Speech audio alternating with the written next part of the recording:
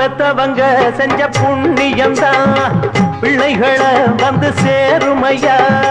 உத்தமரு ரொம்ப ஒசந்தவரு என்ன பெத்தவரு இந்த பெரியவரு.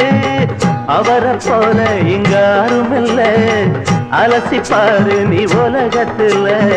அண்ணனுன்னா அண்ணனையா அன்பு உள்ள